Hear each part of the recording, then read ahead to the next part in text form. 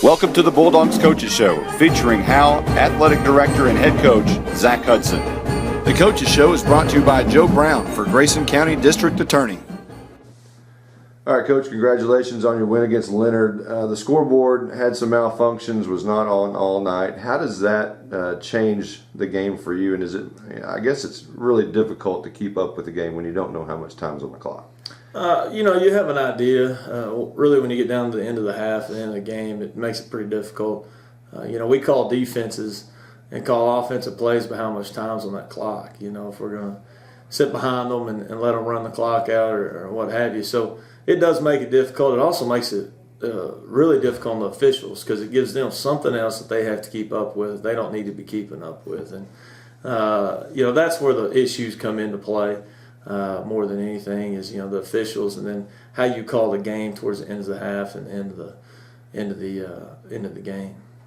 Turnover is a big factor in last week's game. 2 more interceptions by Moss, another one by their cornerback over there, Zach. And talk about that and how important that is. And your defense seems to be getting more turnovers as the year goes on. They have, we lacked in turnovers there for a little while. Even though we had some shutouts, we were still lacking some turnovers. And, we tried to harp on that the past couple of weeks is we got to win the turnover battle and making sure we get enough of them. Leonard decided to throw the ball all over the place, which was odd and rare for them looking at their past games. And so, it played into our hand a little bit. We sat back and let them do it.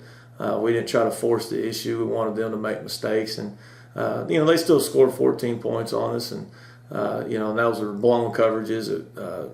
We really haven't been challenged in the back end the past probably 4 or 5 weeks. So it was good to see somebody challenge us, and once we settled down a little bit and figured out, okay, this is where I'm supposed to fit, and we got a lot more comfortable. But kids did a good job, and it was good enough to win. Everybody knows what you do on offense, and that's run the football, but you did have a passing touchdown last week. Brandon Wall's only thrown 15 passes all year, but 3 of them are for touchdowns. I guess that speaks about your balance. Well, it's a little bit of balance, but it backs people up a little bit. They can't tie those safeties in, and that's where we get in trouble. We don't have enough blockers to block the safeties, and if we can get them to back up a little bit and be slow on the run, then it's just an extra 3 yards is what it amounts to. So.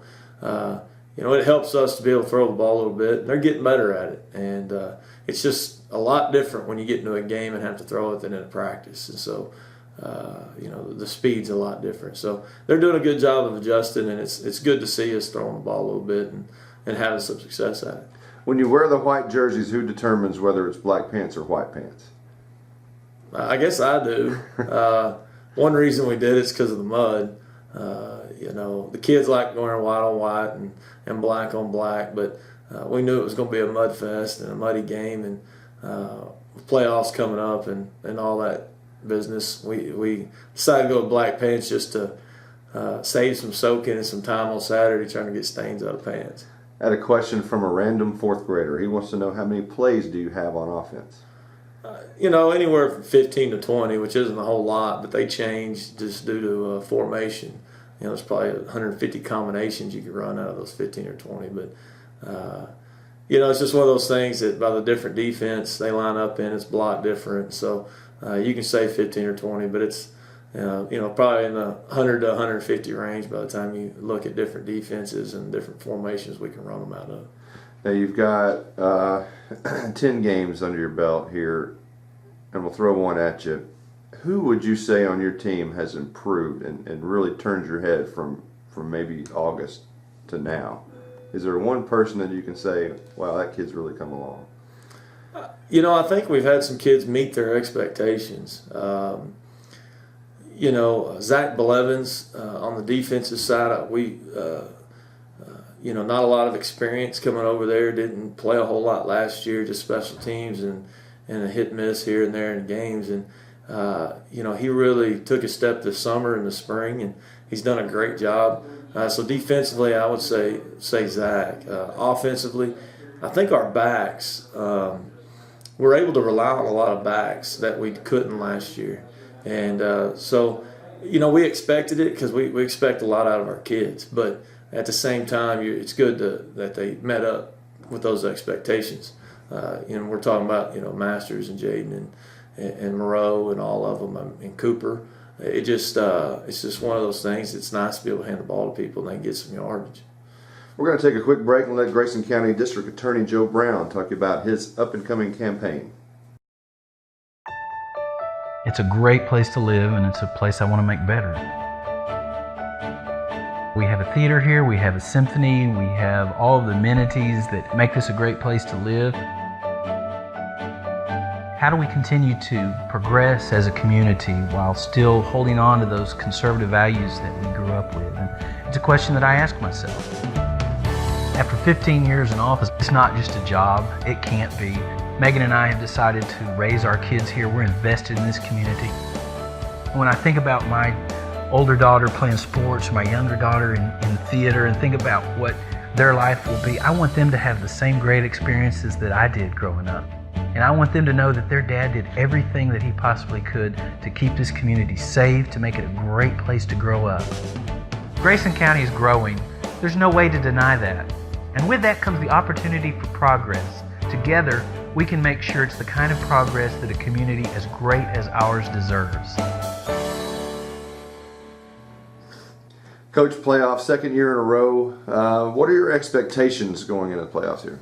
Everybody has high expectations, and I do also. And you got to expect that from kids. And we know going out east is going to be tough. It's the toughest region in the state of Texas, and the state champion has come from here 2 out of the last 3 years, and so it's one of those things that we're going to have to buckle down and get better every week. And I think our kids are up to the challenge. They have a little different attitude now that the playoffs are here, and they're taking it a little more serious. And I think they were just kind of chomping at the bit to get here, and so we're here now, and now we got to prove our worth in it. Well, let's talk about Edgewood. They come in 4-6. They went 2-3 in their district.